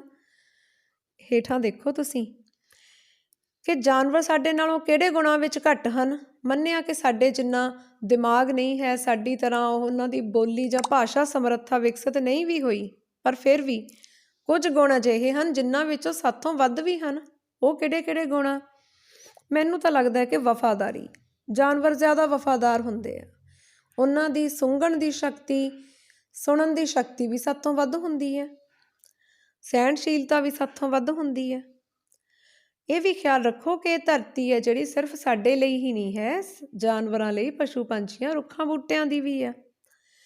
ਤੇ ਹੁਣ ਤੁਸੀਂ ਉਹਨਾਂ ਜਾਨਵਰਾਂ ਦੀ ਸੂਚੀ ਬਣਾਉਣੀ ਹੈ ਜੋ ਤੁਹਾਨੂੰ ਪਸੰਦ ਹੈ, ਤੇ ਨਾਲ ਕਾਰਨ ਵੀ ਲਿਖਣਾ, ਕਿਹੜਾ ਜਾਨਵਰ ਤੁਹਾਨੂੰ ਕਿਉਂ ਪਸੰਦ ਹੈ। ਅੱਗੋਂ ਇਹ ਵੀ ਦੱਸ ਦਿਓ ਕਿ ਕਿਹੜਾ ਜਾਨਵਰ ਤੁਹਾਨੂੰ ਕਿਉਂ ਪਸੰਦ ਨਹੀਂ ਹੈ। ਦੇਖੋ ਬੱਚਿਓ, ਸਾਰੇ ਜਾਨਵਰਾਂ ਦੇ ਵਿੱਚ ਭਾਵਨਾਵਾਂ ਹਨ। ਉਹ ਵੀ ਸਾਡੀ ਤਰ੍ਹਾਂ ਮਹਿਸੂਸ ਕਰਦੇ ਹਨ, ਦੁੱਖ ਵੀ ਮਹਿਸੂਸ ਕਰਦੇ ਆ, ਸੁੱਖ ਵੀ ਮਹਿਸੂਸ ਕਰਦੇ ਆ। ਇਸ ਕਰਕੇ ਸਾਨੂੰ ਕਿਸੇ ਜਾਨਵਰ ਬਾਰੇ ਇਹ ਕਹਿਣਾ ਕਿ ਮੈਨੂੰ ਉਹ ਸੋਹਣਾ ਨਹੀਂ ਲੱਗਦਾ, ਮੈਨੂੰ ਤਾਂ ਨਹੀਂ ਚੰਗਾ ਲੱਗਦਾ, ਇਹ ਗੱਲ ਚੰਗੀ ਨਹੀਂ ਹੈ। ਕਿਉਂਕਿ ਹਰ ਜਾਨਵਰ ਆ ਜਿਹੜਾ, ਉਸ ਨੂੰ ਉਹਦੀਆਂ ਭਾਵਨਾਵਾਂ ਨੂੰ ਸਮਝਣਾ ਜ਼ਰੂਰੀ ਹੈ। ਦੇਖੋ, ਜਾਨਵਰਾਂ ਦੀ ਸੁਰੱਖਿਆ ਤੇ ਜ਼ਿੰਮੇਵਾਰੀ। ਇੱਕ ਪਿੰਜਰੇ 'ਚ ਕੈਦ ਤੋਤਾ, ਸੜਕਾਂ 'ਤੇ ਅਵਾਰਾ ਪਸ਼ੂ ਵੀ ਫਿਰਦੇ ਆ। ਜਿਹੜੇ ਚੂਹੇ ਜਾਂ ਖਰਗੋਸ਼ ਆ, ਇਹਨਾਂ 'ਤੇ ਸ਼ੁਰੂ ਤੋਂ ਹੀ ਦਵਾਈਆਂ ਨੂੰ ਪਰਖਣ ਦੇ ਲਈ ਇਹਨਾਂ 'ਤੇ ਤਜਰਬੇ ਕੀਤੇ ਜਾਂਦੇ ਆ। ਪਤੰਗ ਦੀ ਡੋਰ ਦੇ ਨਾਲ ਅਸੀਂ ਪੰਛੀਆਂ ਨੂੰ ਜ਼ਖਮੀ ਵੀ ਕਰਦੇ ਹਾਂ। ਚਾਈਨਾ ਡੋਰ ਤੁਸੀਂ ਸੁਣਿਆ ਹੋਣਾ। ਇਸੇ ਤਰ੍ਹਾਂ ਕਈ ਵਾਰ ਭਾਰ ਖਿੱਚਣ ਵਾਲੇ ਪਸ਼ੂਆਂ ਤੋਂ ਅਸੀਂ ਬਹੁਤ ਜ਼ਿਆਦਾ ਭਾਰਾ ਬੋਝ ਚੁਕਾ ਦਿੰਦੇ ਹਾਂ। ਮਾਸ ਤੇ ਆਂਡਿਆਂ ਲਈ ਪਾਲੇ ਜਾਂਦੇ ਮੁਰਗੇ ਮੁਰਗੀਆਂ ਦੇ ਉੱਪਰ ਵੀ ਬੜਾ ਜ਼ੁਲਮ ਹੁੰਦਾ। ਉਹਨਾਂ ਨੂੰ ਮਾਰਿਆ ਜਾਂਦਾ ਤਾਂ ਕਿਤੇ ਜਾ ਕੇ ਮੀਟ ਤਿਆਰ ਹੁੰਦਾ। ਤੇ ਸਰਕਸ ਵਿੱਚ ਵਰਤੇ ਜਾਂਦੇ ਜਿਹੜੇ ਜਾਨਵਰ ਹੈ, ਉਹਨਾਂ 'ਤੇ ਜ਼ੁਲਮ ਕਰਕੇ ਉਹਨਾਂ ਨੂੰ ਟ੍ਰੇਨਿੰਗ ਦਿੱਤੀ ਜਾਂਦੀ ਆ ਤੇ ਉਹਨਾਂ ਤੋਂ ਤਰ੍ਹਾਂ ਤਰ੍ਹਾਂ ਦੀਆਂ ਖੇਡਾਂ ਜਾਂ ਕੌਤਕ ਕਰਾਏ ਜਾਂਦੇ ਆ, ਜਿਹੜੇ ਕਿ ਬਿਲਕੁਲ ਗਲਤ ਆ। ਸੋ ਨਾ ਪੰਛੀਆਂ ਨੂੰ ਪਿੰਜਰੇ 'ਚ ਪਾਉਣਾ ਚਾਹੀਦਾ, ਨਾ ਹੀ ਪਸ਼ੂਆਂ ਨੂੰ ਅਵਾਰਾ ਸੜਕਾਂ 'ਤੇ ਛੱਡਣਾ ਚਾਹੀਦਾ। ਜਿਨ੍ਹਾਂ ਪਸ਼ੂਆਂ ਨੇ, ਜਿਨ੍ਹਾਂ ਗਾਵਾਂ ਨੇ ਸਾਨੂੰ ਸਾਰੀ ਉਮਰ ਦੁੱਧ ਪਿਆਇਆ ਹੁੰਦਾ, ਜਦੋਂ ਬਜ਼ੁਰਗ ਹੋ ਜਾਂਦੀਆਂ ਤਾਂ ਜਿਵੇਂ ਸਾਡੇ ਘਰ ਦੇ ਵਿੱਚ ਇਨਸਾਨ ਬਜ਼ੁਰਗ ਹੁੰਦੇ ਆ, ਅਸੀਂ ਆਪਣੇ ਬਜ਼ੁਰਗਾਂ ਨੂੰ ਸੰਭਾਲਦੇ ਹਾਂ, ਬੁੱਢੇ ਮਾਪਿਆਂ ਨੂੰ ਸੰਭਾਲਦੇ ਹਾਂ, ਤਾਂ ਅਸੀਂ ਫਿਰ ਇਹਨਾਂ ਗਾਵਾਂ ਨੂੰ ਕਿਉਂ ਨਹੀਂ ਸੰਭਾਲਦੇ? ਇਹਨਾਂ ਬੈਲਾਂ ਨੂੰ, ਇਹਨਾਂ ਮੱਝਾਂ ਨੂੰ, ਇਹਨਾਂ ਪਸ਼ੂਆਂ ਨੂੰ ਅਸੀਂ ਕਿਉਂ ਨਹੀਂ ਸੰਭਾਲਦੇ? ਜਦੋਂ ਬਜ਼ੁਰਗ ਹੋ ਜਾਂਦੇ ਅਸੀਂ ਉਹਨਾਂ ਨੂੰ ਕਿਉਂ ਬੇਘਰੇ ਕਰਕੇ ਸੜਕਾਂ 'ਤੇ ਛੱਡ ਦਿੰਦੇ ਹਾਂ, ਜਿਸ ਕਰਕੇ ਉਹ ਆਵਾਜਾਈ ਦਾ ਵੀ ਨੁਕਸਾਨ ਕਰਦੇ ਹਨ, ਖੁਦ ਵੀ ਬੜੀ ਦੁੱਖ ਭਰੀ ਜ਼ਿੰਦਗੀ ਜਿਉਂਦੇ ਹਨ ਅਤੇ ਫਸਲਾਂ ਵੀ ਖਰਾਬ ਕਰਦੇ ਹਨ। ਇਸ ਕਰਕੇ ਸਾਡਾ ਫਰਜ਼ ਹੈ ਕਿ ਇਹਨਾਂ ਪਸ਼ੂਆਂ ਨੂੰ ਬੁਢਾਪੇ ਮੌਕੇ ਵੀ ਘਰਾਂ ਵਿੱਚ ਰੱਖ ਕੇ ਹੀ ਇਹਨਾਂ ਦੀ ਸੇਵਾ ਕੀਤੀ ਜਾਵੇ। ਅੱਗੇ ਇੱਕ ਸਥਿਤੀ ਦੱਸੀ ਗਈ ਹੈ, ਇੱਕ ਮਯੰਕ ਨਾਂ ਦਾ ਬੱਚਾ ਆਪਣੇ ਦੋਸਤ ਕੀਰਤ ਦੇ ਨਾਲ ਸੈਰ 'ਤੇ ਜਾਂਦਾ ਹੈ ਅਤੇ ਸਾਹਮਣੇ ਕਤੂਰੇ ਦੀ ਆਵਾਜ਼ ਸੁਣਾਈ ਦਿੰਦੀ ਹੈ। ਕੁਝ ਬੱਚੇ ਉਹਨੂੰ ਤੰਗ ਕਰ ਰਹੇ ਹੁੰਦੇ ਆ, ਕਤੂਰਾ ਜ਼ਖਮੀ ਹਾਲਤ ਵਿੱਚ। ਹੁਣ ਇਸ ਕਹਾਣੀ ਨੂੰ ਤੁਸੀਂ ਆਪ ਪੂਰੀ ਕਰਨਾ, ਕੀ ਕਰਨਾ ਚਾਹੀਦਾ ਇਹਨਾਂ ਬੱਚਿਆਂ ਨੂੰ, ਇਹ ਜ਼ਰੂਰ ਲਿਖਣਾ। ਸਾਡਾ ਅਗਲਾ ਅਧਿਆਇ ਹੈ ਫੈਸਲਾ ਲੈਣਾ, ਮਤਲਬ ਆਪਣੀ ਕਾਬਲੀਅਤ ਦੇ ਨਾਲ ਜੋ ਵਧੀਆ ਰਾਹ ਹੈ ਉਸ ਨੂੰ ਚੁਣਨਾ, ਇਸ ਨੂੰ ਕਹਿੰਦੇ ਆ ਫੈਸਲਾ ਲੈਣਾ। ਜਿਵੇਂ ਇੱਕ ਛੋਟੀ ਜਿਹੀ ਗਤੀਵਿਧੀ ਦੇਖੋ, ਤੁਸੀਂ ਸਾਰੇ ਇੱਕ ਸਕੂਲ ਪਿਕਨਿਕ ਲਈ ਜਾ ਰਹੇ ਹੋ, ਕਿਸੇ ਟ੍ਰਿਪ 'ਤੇ ਜਾ ਰਹੇ ਹੋ, ਗਰਮੀਆਂ ਦਾ ਮੌਸਮ ਹੈ, ਬੱਸ ਇੱਕ ਜੰਗਲ ਵਿੱਚ ਖਰਾਬ ਹੋ ਜਾਂਦੀ ਹੈ ਅਤੇ ਬੱਸ ਕੰਡਕਟਰ ਦੱਸਦਾ ਕਿ ਤੁਹਾਨੂੰ ਪੈਦਲ ਹੀ ਜੰਗਲ ਵਿੱਚੋਂ ਲੰਘਣਾ ਪੈਣਾ ਹੈ। ਜੰਗਲ ਬਹੁਤ ਸੰਘਣਾ ਹੈ, ਤੁਹਾਨੂੰ ਸਾਰਿਆਂ ਨੂੰ ਕਾਫੀ ਤੁਰਨਾ ਪੈਣਾ। ਹੁਣ ਤੁਹਾਡੇ ਕੋਲ 10 ਮਿੰਟ ਹਨ ਅਤੇ ਸਾਰੀਆਂ ਦਿੱਤੀਆਂ ਹੋਈਆਂ ਵਸਤੂਆਂ 'ਚੋਂ ਤੁਸੀਂ ਕੋਈ 4 ਜ਼ਰੂਰੀ ਵਸਤੂਆਂ ਦੀ ਚੋਣ ਕਰਨੀ ਆ ਅਤੇ ਆਪਣੀ ਚੋਣ ਵਾਲੇ ਫੈਸਲੇ ਬਾਰੇ ਲਿਖਣਾ ਵੀ ਹੈ ਕਿ ਤੁਸੀਂ ਉਹ ਵਸਤੂ ਕਿਉਂ ਚੁਣੀ। ਫਟਾਫਟ ਆਪਣੀ ਨਜ਼ਰ ਮਾਰੋ ਇਹਨਾਂ ਚੀਜ਼ਾਂ ਦੇ ਉੱਪਰ। 10 ਚੀਜ਼ਾਂ, 4 ਚੀਜ਼ਾਂ ਤੁਸੀਂ ਅਜਿਹੇ ਮੌਕੇ ਚੁਣੋਗੇ। ਇਸੇ ਤਰ੍ਹਾਂ ਬੱਚਿਓ ਆਪਣੀ ਸਵੈ ਪੜਤਾਲ ਕਰਦੇ ਰਹਿਣਾ ਹੈ ਅਤੇ ਫੈਸਲਾ ਲੈਣ ਦਾ ਚੱਕਰ ਵੀ ਚੰਗੀ ਤਰ੍ਹਾਂ ਸਮਝੋ। ਸਮੱਸਿਆ ਨੂੰ ਦੇਖੋ, ਕੀ ਸਾਡੇ ਕੋਲ ਆਪਸ਼ਨਸ ਨੇ, ਉਹਨਾਂ ਦੇ ਕੀ ਨਤੀਜੇ ਨਿਕਲ ਸਕਦੇ ਆ, ਕਿਹੜਾ ਰਾਹ ਜਾਂ ਹੱਲ ਚੁਣੋਗੇ ਤਾਂ ਅੱਗੋਂ ਕੀ ਹੋਵੇਗਾ, ਇਹ ਸੋਚੋ। ਤੁਹਾਡੇ ਲਈ ਸਭ ਤੋਂ ਸਹੀ ਚੋਣ ਕਿਹੜੀ ਆ, ਉਹ ਵਿਕਲਪ ਚੁਣੋ ਅਤੇ ਫਿਰ ਆਖਿਰ ਦਾ ਫੈਸਲਾ ਲੈ ਲਓ ਅਤੇ ਬਾਅਦ ਵਿੱਚ ਇਹ ਵੀ ਸੋਚੋ ਕਿ ਕੀ ਮੇਰਾ ਫੈਸਲਾ ਠੀਕ ਸੀ, ਤਾਂ ਕਿ ਆਉਣ ਵਾਲੇ ਸਮੇਂ 'ਚ ਤੁਸੀਂ ਗਲਤ ਫੈਸਲੇ ਤੋਂ ਸਿੱਖ ਸਕੋ ਅਤੇ ਸਹੀ ਫੈਸਲੇ ਨੂੰ ਦੁਹਰਾ ਸਕੋ। ਇਸ ਤਰ੍ਹਾਂ ਨਾਲ ਆਪਣੀ ਫੈਸਲਾ ਲੈਣ ਦੀ ਸਮਰੱਥਾ ਦੀ ਪੜਚੋਲ ਕਰਨੀ ਹੈ ਅਤੇ ਇਸ ਸਮਰੱਥਾ ਨੂੰ ਹੋਰ ਵੀ ਵਧਾਉਣਾ ਹੈ। ਖੇਡ ਭਾਵਨਾ ਸਾਡਾ 7ਵਾਂ ਪਾਠ ਹੈ, ਜਿਸ ਵਿੱਚ ਉੱਪਰ ਦੇਖੋ ਕਿੰਨੀ ਵਧੀਆ ਗੱਲ ਲਿਖੀ ਹੋਈ ਹੈ, ਹੈਰੀ ਸ਼ੀਹੇ ਦੀ ਲਿਖੀ ਹੋਈ। ਇਹ ਤੁਹਾਡਾ ਜਿੱਤ ਜਾਂ ਹਾਰ ਨੂੰ ਹੁੰਗਾਰਾ ਹੈ ਜੋ ਤੁਹਾਨੂੰ ਜੇਤੂ ਜਾਂ ਹਾਰਿਆ ਹੋਇਆ ਬਣਾਉਂਦਾ ਹੈ। ਸੋ ਕਈ ਖਿਡਾਰੀ ਹਾਰ ਨੂੰ ਵੀ ਇੰਨੀ ਚੰਗੀ ਤਰ੍ਹਾਂ ਸਵੀਕਾਰ ਕਰਦੇ ਹਨ ਕਿ ਉਹਨਾਂ ਨੂੰ ਜੇਤੂਆਂ ਨਾਲੋਂ ਵੀ ਵੱਧ ਖੁਸ਼ੀ ਹੁੰਦੀ ਹੈ, ਵੱਧ ਸਫਲ ਮੰਨੇ ਜਾਂਦੇ ਆ। ਅਤੇ ਕਈ ਲੋਕ ਅਜਿਹੇ ਆ ਜਿਹੜੇ ਜਿੱਤ ਕੇ ਵੀ ਹੰਕਾਰ ਵਿੱਚ ਆ ਜਾਂਦੇ ਆ ਜਾਂ ਹਾਰ ਦੇ ਉੱਪਰ ਬਿਲਕੁਲ ਨਿਰਾਸ਼ ਹੋ ਜਾਂਦੇ ਆ। ਤਾਂ ਅਸਲੀ ਹਾਰੇ ਹੋਏ ਉਹ ਆ, ਨਾ ਕਿ ਉਹ ਜਿਹੜਾ ਕਿ ਆਪਣੀ ਹਾਰ ਮੰਨ ਕੇ ਆਪਣੀਆਂ ਗਲਤੀਆਂ ਤੋਂ ਸਿੱਖ ਲਵੇ ਅਤੇ ਆਉਣ ਵਾਲੇ ਸਮੇਂ ਦੇ ਵਿੱਚ ਉਹ ਜ਼ਰੂਰ ਜਿੱਤੇਗਾ ਜਿਹਨੇ ਆਪਣੀ ਹਾਰ ਨੂੰ ਮੰਨ ਕੇ ਉਸ ਦੇ ਵਿੱਚੋਂ ਸਿੱਖਿਆ ਲਈ ਆ। ਇੱਕ ਛੋਟੀ ਜਿਹੀ ਕਹਾਣੀ ਹੈ ਜਸਮੀਤ ਦੀ। ਵਿਦਿਆਰਥੀ ਤਾਂ ਬੜਾ ਹੋਣਹਾਰ ਆ, ਪੜ੍ਹਾਈ 'ਚ ਵੀ ਮੋਹਰੀ ਆ, ਫੁੱਟਬਾਲ ਵੀ ਬਹੁਤ ਵਧੀਆ ਖੇਡਦਾ, ਪਰ ਕਿਤੇ ਇੱਕ ਵਾਰੀ ਮੈਚ ਦੇ ਵਿੱਚ ਜਦੋਂ 2-2 ਗੋਲਾਂ 'ਤੇ ਟੀਮ ਬਰਾਬਰ ਸੀ ਤਾਂ ਅੰਤ 'ਤੇ ਆ ਕੇ 1 ਗੋਲ ਹੋਰ ਵਿਰੋਧੀਆਂ ਨੇ ਉਹਦੀ ਟੀਮ ਦੇ ਸਿਰ ਕਰਤਾ ਅਤੇ ਉਸ ਨੇ ਆਪਣੇ ਗੋਲਕੀਪਰ ਰਵੀ ਨੂੰ ਗਰਾਊਂਡ ਵਿੱਚ ਹੀ ਧੱਕਾ ਦੇ ਕੇ ਸੁੱਟ ਦਿੱਤਾ। ਸਾਰੀ ਟੀਮ ਆਲੇ ਦੁਆਲੇ ਇਕੱਠੀ ਹੋ ਗਈ, ਜਸਮੀਤ ਦਾ ਸਾਥ ਛੱਡ ਗਏ। ਹੌਲੀ ਜਸਮੀਤ ਇਕੱਲਾ ਹੀ ਗਰਾਊਂਡ ਤੋਂ ਗਿਆ ਅਤੇ ਸਭ ਨੂੰ ਪਤਾ ਲੱਗ ਗਿਆ, ਅਧਿਆਪਕ ਸਾਹਿਬ ਨੂੰ ਵੀ ਦੱਸ ਦਿੱਤਾ ਗਿਆ ਕਿ ਜਸਮੀਤ ਨੇ ਅੱਜ ਇੰਨਾ ਗਲਤ ਵਿਹਾਰ ਕੀਤਾ ਹੈ। ਹੁਣ ਤੁਸੀਂ ਵੇਖੋ, ਅਧਿਆਪਕ ਨੇ ਜਦੋਂ ਜਸਮੀਤ ਨੂੰ ਬੁਲਾਇਆ, ਉਹਨੂੰ ਸਾਰੀ ਗੱਲ ਸਮਝਾਈ ਕਿ ਵੇਖ ਜਸਮੀਤ, ਤੂੰ ਇੱਕ ਚੰਗਾ ਖਿਡਾਰੀ ਹੈ, ਪਰ ਤੈਨੂੰ ਯਾਦ ਰੱਖਣਾ ਚਾਹੀਦਾ ਹੈ ਕਿ ਜੇਤੂ ਉਹ ਹੁੰਦਾ ਜਿਸ ਨੂੰ ਹਾਰਨਾ ਵੀ ਆਉਂਦਾ ਹੋਵੇ। ਤਾਂ ਇੱਥੇ ਆ ਕੇ ਬੱਚਿਓ ਤੁਹਾਨੂੰ ਪਤਾ ਲੱਗਦਾ ਕਿ ਜਿੱਤਦਾ ਉਹ ਹੈ ਜੋ ਹਾਰਨਾ ਵੀ ਜਾਣਦਾ ਹੋਵੇ, ਨਹੀਂ ਤਾਂ ਤੁਸੀਂ ਜਿੱਤ ਕੇ ਵੀ ਹਾਰ ਜਾਂਦੇ ਹੋ। ਸੋ ਖਿਡਾਰੀ ਹੋ ਕੇ ਸਪੋਰਟਸਮੈਨ ਸਪਿਰਿਟ ਹੋਣੀ ਚਾਹੀਦੀ ਹੈ। ਚੰਗੀ ਅਤੇ ਮਾੜੀ ਖੇਡ ਭਾਵਨਾ ਦਾ ਖਿਆਲ ਰੱਖਣਾ, ਅਸੀਂ ਅਨੁਸ਼ਾਸਨ 'ਚ ਰਹਿ ਕੇ ਨਿਯਮਾਂ ਦੀ ਪਾਲਣਾ ਕਰਕੇ ਵਧੀਆ ਖੇਡਣਾ ਵਾ, ਨਿਆਂ ਦੇ ਨਾਲ ਜਿਹੜਾ ਰੂਲ ਬਣਦਾ ਉਹਦੇ ਮੁਤਾਬਕ ਸਹੀ ਖੇਡਣਾ ਵਾ, ਨਾ ਕਿ ਕੋਈ ਹੇਰਾ ਫੇਰੀ ਦੇ ਨਾਲ ਜਿੱਤਣ ਦੀ ਕੋਸ਼ਿਸ਼ ਕਰਨੀ ਆ। ਅਤੇ ਟੀਮ ਦੇ ਵਿੱਚ ਵੀ ਜੇ ਕਿਸੇ ਤੋਂ ਗਲਤੀ ਵੀ ਹੋ ਜਾਂਦੀ ਹੈ ਤਾਂ ਉਹਦੇ ਨਾਲ ਲੜਨ ਦੀ ਲੋੜ ਨਹੀਂ ਹੈ, ਉਹਨੂੰ ਉਹਦੀ ਗਲਤੀ ਸਮਝਾ ਕੇ ਅੱਗੇ ਤੋਂ ਸੁਚੇਤ ਕਰੋ ਅਤੇ ਹੌਸਲਾ ਦਿਓ ਤਾਂ ਕਿ ਉਹ ਵਧੀਆ ਤਰੀਕੇ ਨਾਲ ਖੇਡ ਸਕੇ। ਅੱਗੇ ਤੁਸੀਂ ਆਪਸ ਦੇ ਵਿੱਚ ਸੰਵਾਦ ਰਚਾਉਣਾ, ਗੱਲਬਾਤ ਕਰਨੀ ਆ, ਇੱਕ ਸਾਥੀ ਖਿਡਾਰੀ ਨਾਲ, ਕੋਚ ਨਾਲ ਕਿਵੇਂ ਗੱਲ ਕਰਨੀ ਆ, ਜੇਤੂ ਟੀਮ ਦਾ ਕਪਤਾਨ ਹੋ ਕੇ ਕਿਵੇਂ, ਤੁਹਾਡੇ ਮਿੱਤਰ ਮਾਤਾ ਪਿਤਾ ਬਾਰੇ, ਇਹਨਾਂ ਸਾਰੇ ਹਾਲਾਤਾਂ ਦੇ ਵਿੱਚ ਤੁਸੀਂ ਕਿਹਦੇ ਨਾਲ ਕਿਵੇਂ ਗੱਲ ਕਰੋਗੇ ਉਸ ਬਾਰੇ ਲਿਖਣਾ ਹੋਏਗਾ। ਹਰ ਅਸਫਲਤਾ ਕੁਝ ਕਹਿੰਦੀ ਹੈ, ਜ਼ਰੂਰ ਧਿਆਨ ਨਾਲ ਵੇਖੋ। 4 ਖਾਨੇ ਆ, ਇੱਕ ਕਾਗਜ਼ ਆ ਜਿਸ ਤੇ 4 ਖਾਨੇ ਬਣਾ ਲਏ ਆ, ਉਹਦੇ ਖੱਬੇ ਹੱਥ ਤੁਸੀਂ ਅਸਫਲਤਾ ਲਿਖ ਲਈ ਤੇ ਸੱਜੇ ਹੱਥ ਸਿੱਖਿਆ। ਕਿਹੜੀ ਅਸਫਲਤਾ ਤੋਂ, ਕਿਹੜੀ ਹਾਰ ਤੋਂ ਤੁਸੀਂ ਕੀ ਸਿੱਖਿਆ ਇਸ ਬਾਰੇ ਲਿਖਣਾ। ਤੇ ਯਾਦ ਰੱਖਿਓ, ਇਹ ਹਾਰ ਸਿਰਫ ਖੇਡ ਮੈਦਾਨ ਦੀ ਨਹੀਂ ਹੈ। ਕੋਈ ਵੀ ਹਾਰ, ਕਿਸੇ ਵੀ ਕੰਮ 'ਚ ਅਗਰ ਤੁਸੀਂ ਅਸਫਲ ਹੁੰਦੇ ਹੋ ਤਾਂ ਤੁਸੀਂ ਉਹ ਤੋਂ ਸਿੱਖਦੇ ਜ਼ਰੂਰ ਹੋ। 8ਵਾਂ ਸਾਡਾ ਲੇਖ ਹੈ, ਸਕੂਲ ਅਤੇ ਜਨਤਕ ਸੰਪત્ਤੀਆਂ ਦੀ ਸਨਮਾਨ ਭਰੀ ਸੰਭਾਲ ਕਿਵੇਂ ਕੀਤੀ ਜਾਵੇ। ਕਰ ਲੈ ਸੰਭਾਲ ਤੂੰ ਸਾਂਝੀਆਂ ਥਾਵਾਂ ਦੀ, ਕਰ ਸਤਿਕਾਰ ਤੂੰ ਇਹਨਾਂ ਠੰਡੀਆਂ ਛਾਵਾਂ ਦੀ। ਸੋ ਇੱਥੇ ਅਸੀਂ ਪਹਿਲਾਂ ਤਾਂ ਇਹ ਸਮਝੋ ਕਿ ਜਨਤਕ ਸੰਪत्ति ਕੀ ਹੁੰਦੀ ਆ, ਜਿਸ ਦੀ ਵਰਤੋਂ ਜਨਤਾ ਕਰਦੀ ਆ, ਜਿਵੇਂ ਹਸਪਤਾਲ, ਲਾਇਬ੍ਰੇਰੀਆਂ, ਬੈਂਕ, ਰੇਲਵੇ, ਬੱਸਾਂ, ਸਕੂਲ, ਪਾਰਕ, ਜੋ ਕਿ ਜਨਤਾ ਦੇ ਸਾਂਝੇ ਅਦਾਰੇ ਹੈ ਨਾ। ਹੁਣ ਜਿਵੇਂ ਜਮਾਤ ਦੇ ਵਿੱਚ ਹੀ ਅਸੀਂ ਵੇਖਦੇ ਹਾਂ ਕਿ ਬੈਂਚ ਹੈ, ਅਸੀਂ ਆਪਣੇ ਬੈਂਚ 'ਤੇ ਕੁਛ ਗਲਤ ਨਹੀਂ ਲਿਖਣਾ ਤਾਂ ਕਿ ਉਹ ਬੈਂਚ ਕੋਈ ਹੋਰ ਵੀ ਵਰਤਦਾ, ਅਸੀਂ ਸਭ ਨੇ ਸਾਂਝਿਆਂ ਵਰਤਣਾ ਅਤੇ ਸਕੂਲ ਦੀ ਇਸ ਸੰਪत्ति ਦੀ ਸੰਭਾਲ ਕਰਨੀ ਹੈ। ਇਸੇ ਤਰ੍ਹਾਂ ਦਰਖਤਾਂ ਦੇ ਉੱਪਰ ਕਈ ਵਾਰ ਕੁਛ ਗਲਤ ਲਿਖ ਦਿੱਤਾ ਜਾਂਦਾ, ਸੋ ਇਸ ਆਦਤ ਨੂੰ ਵੀ ਛੱਡ ਦੇਣਾ। ਹੁਣ ਤੁਸੀਂ ਇੱਥੇ ਬੁੱਝੋ ਮੈਂ ਕੌਣ ਹਾਂ ਵਿੱਚ ਲੱਭਣਾ ਹੈ ਕਿ ਇਹ ਕੌਣ ਬੋਲ ਰਿਹਾ ਹੈ। ਪਹਿਲਾਂ ਸੁਣੋ ਪਹਿਲੀ ਆਵਾਜ਼, ਮੇਰੇ ਕੋਲ ਕਿਤਾਬਾਂ ਨਾਲ ਭਰੀਆਂ ਅਲਮਾਰੀਆਂ ਹਨ, ਇੱਥੇ ਬਹੁਤ ਸਾਰੀਆਂ ਕੁਰਸੀਆਂ, ਮੇਜ਼ ਅਤੇ ਅਖਬਾਰ ਹਨ। ਬੁੱਝੋ ਮੈਂ ਕੌਣ ਹਾਂ। ਅੱਗੋਂ ਤੁਸੀਂ ਲੱਭਣਾ ਹੈ, ਮੇਰੇ ਕੋਲ ਬਹੁਤ ਸਾਰੇ ਸੁੰਦਰ ਫੁੱਲ ਅਤੇ ਪੌਦੇ ਹਨ, ਮੇਰੇ ਕੋਲ ਪਿਆਰੇ ਬਾਗ ਵੀ ਹਨ। ਬੁੱਝੋ ਮੈਂ ਕੌਣ ਹਾਂ। ਅੱਗੇ ਬੁੱਝੋ ਜੀ, ਮੈਂ ਇੱਕ ਬਹੁਤ ਵੱਡੀ ਇਮਾਰਤ ਹਾਂ, ਬਿਮਾਰ ਲੋਕ ਇੱਥੇ ਆਉਂਦੇ ਹਨ ਅਤੇ ਇਲਾਜ ਕਰਵਾਉਂਦੇ ਹਨ। ਬੁੱਝੋ ਮੈਂ ਕੌਣ ਹਾਂ। ਸੋ ਬੱਚੋ ਇੱਥੇ ਤੁਸੀਂ ਆਪਣੇ ਸਕੂਲ ਦੇ ਵੱਖ-ਵੱਖ ਹਿੱਸਿਆਂ ਦੇ ਨਾਂ ਲਿਖਣੇ ਆ ਅਤੇ ਉਹਨਾਂ ਦੀ ਸਾਂਭ ਸੰਭਾਲ ਦੀ ਕਿੱਥੇ ਲੋੜ ਆ ਇਹ ਵੀ ਜ਼ਰੂਰ ਦੱਸਣਾ। ਸਾਡੇ ਕੋਲ ਇੱਕ ਸਾਰਣੀ ਹੈ ਜਿਸ ਵਿੱਚ 1 ਤੋਂ 20 ਤੱਕ ਦੀ ਗਿਣਤੀ ਲਿਖੀ ਹੋਈ ਆ ਅਤੇ ਤੁਸੀਂ ਦਿਲਚਸਪ ਖੇਡ ਇਹ ਖੇਡਣੀ ਆ। 1 ਤੋਂ 20 ਅੰਕ ਵਾਲੀਆਂ ਪਰਚੀਆਂ ਹਨ, ਤੁਸੀਂ ਇੱਕ ਇੱਕ ਕਰਕੇ ਆਓ ਅਤੇ ਉਹ ਪਰਚੀ ਚੁਣੋ। ਉਸ ਸੰਖਿਆ ਲਈ ਤੁਸੀਂ ਸਾਰਣੀ ਵਿੱਚ ਇੱਕ ਨੁਕਤਾ ਲਿਖੋ ਜਿਸ ਨਾਲ ਤੁਸੀਂ ਆਪਣੇ ਸਕੂਲ ਨੂੰ ਸੁੰਦਰ ਬਣਾ ਸਕਦੇ ਹੋ ਅਤੇ ਸਕੂਲ ਦੀ ਸੰਪत्ति ਦੀ ਸੰਭਾਲ ਵਿੱਚ ਤੁਸੀਂ ਯੋਗਦਾਨ ਪਾ ਸਕਦੇ ਹੋ। ਜੇ ਪਰਚੀ ਦੁਹਰਾਈ ਜਾਂਦੀ ਹੈ ਤਾਂ ਉਸ ਅੰਕ ਅੱਗੇ ਇੱਕ ਹੋਰ ਸੁਝਾਅ ਲਿਖੋਗੇ।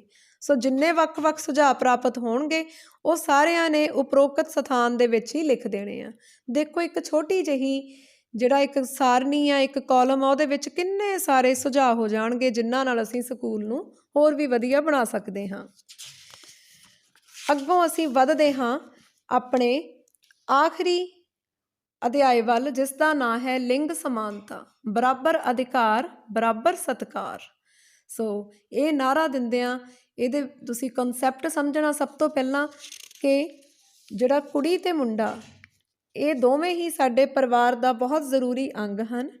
ਕੁਦਰਤ ਵੱਲੋਂ ਇਹਨਾਂ ਵਿੱਚ ਸਿਰਫ ਸਰੀਰਕ ਤੌਰ 'ਤੇ ਤਾਂ ਕੁਝ ਫਰਕ ਕੀਤਾ ਗਿਆ, ਪਰ ਇਹਨਾਂ 'ਚ ਭੇਦਭਾਵ ਕਰਨ ਲਈ ਇੱਕ ਨੂੰ ਵੱਧ ਪਿਆਰ ਦਿੱਤਾ ਜਾਏ, ਦੂਸਰੇ ਨੂੰ ਘੱਟ, ਇੱਕ 'ਤੇ ਵੱਧ ਖਰਚਾ ਕੀਤਾ ਜਾਏ, ਚੰਗੀ ਖੁਰਾਕ ਦਿੱਤੀ ਜਾਏ ਜਾਂ ਸਹੂਲਤਾਂ ਦਿੱਤੀਆਂ ਜਾਣ ਅਤੇ ਦੂਜੇ ਨੂੰ ਇਹ ਸਭ ਤੋਂ ਵਾਂਝਾ ਰੱਖਿਆ ਜਾਏ। ਇਸ ਤਰ੍ਹਾਂ ਦੀ ਕੋਈ ਵੀ ਵਿਤਕਰੇ ਵਾਲੀ ਗੱਲ ਕੁਦਰਤ ਨੇ ਨਹੀਂ ਕੀਤੀ। ਇਹ ਸਮਾਜ ਦੀਆਂ ਕੁਝ ਬੁਰਾਈਆਂ ਹਨ ਜਿਨ੍ਹਾਂ ਨੇ ਮੁੰਡਿਆਂ ਅਤੇ ਕੁੜੀਆਂ ਦੇ ਵਿੱਚ ਵਿਤਕਰਾ ਬਣਾਇਆ ਹੈ, ਜਿਹਦੇ ਕਰਕੇ ਕਈ ਮਾਪੇ ਧੀਆਂ ਨੂੰ ਲਾਡ ਪਿਆਰ ਨਾਲ ਨਹੀਂ ਪਾਲਦੇ। ਪਰ ਅਸੀਂ ਇਸ ਵਿਤਕਰੇ ਨੂੰ ਖ਼ਤਮ ਕਰਨਾ ਹੈ ਅਤੇ ਇੱਥੇ ਆਮੋ ਸਾਹਮਣੇ ਦਾ ਇੱਕ ਮੁਕਾਬਲਾ ਕਰਨਾ ਹੈ ਕਿ ਤੁਹਾਡੀ ਕਲਾਸ ਦੇ ਵਿੱਚ ਜਿਹੜੇ ਬੱਚੇ ਰੋਲ ਨੰਬਰ ਵਾਈਜ਼ ਤੁਸੀਂ ਆਪਣੇ ਟਾਂਕ ਅਤੇ ਜਿਸਤ ਮਤਲਬ 1 3 5 7 ਟਾਂਕ ਅਤੇ 2 4 6 8 ਰੋਲ ਨੰਬਰ ਜਿਸਤ ਸੰਖਿਆ ਮੁਤਾਬਕ ਟੀਮਾਂ ਵਿੱਚ ਵੰਡ ਲੈਣੇ ਆ ਅਤੇ ਫਿਰ ਅੱਗੋਂ ਉਹਨਾਂ ਨੂੰ ਜਿਹੜੇ ਸਵਾਲ ਨੇ ਉਹਨਾਂ ਦਾ ਤੁਸੀਂ ਉੱਤਰ ਦੇਣਾ। ਜਿਵੇਂ ਕਿ ਤੁਹਾਡੀ ਕਲਾਸ ਦੇ ਵਿੱਚ ਕਿੰਨੇ ਲੜਕੇ ਹਨ, ਕਿੰਨੀਆਂ ਲੜਕੀਆਂ ਹਨ, ਉਹ ਕਿਹੜੇ ਕੰਮ ਹਨ ਜਿਹੜੇ ਲੜਕੇ ਕਰ ਸਕਦੇ ਆ, ਕਿਹੜੇ ਕੰਮ ਲੜਕੀਆਂ ਹੀ ਕਰ ਸਕਦੀਆਂ ਨੇ, ਕੀ ਇਹ ਵਿਚਾਰ ਜਾਂ ਭਾਵਨਾ ਠੀਕ ਹੈ ਕਿ ਅੱਜ ਕੱਲ੍ਹ ਲੜਕੇ ਵੀ ਲੜਕੀਆਂ ਵਾਲੇ ਕੰਮ ਕਰ ਲੈਂਦੇ ਨੇ ਅਤੇ ਲੜਕੀਆਂ ਲੜਕਿਆਂ ਵਾਲੇ ਕੰਮ ਕਰਦੀਆਂ ਨੇ। ਅਸਲ ਦੇ ਵਿੱਚ ਇਹ ਕੰਮਾਂ ਦਾ ਭੇਦਭਾਵ ਕਰਨਾ ਗਲਤ ਹੈ ਬੱਚਿਓ, ਕਿਉਂਕਿ ਦੋਵਾਂ ਦੇ ਵਿੱਚ ਹੀ ਸਮਰੱਥਾ ਹੈ, ਸ਼ਕਤੀ ਹੈ ਅਤੇ ਉਹ ਰਲ ਮਿਲ ਕੇ ਸਮਾਜ ਨੂੰ ਅੱਗੇ ਵਧਾ ਸਕਦੇ ਹਨ।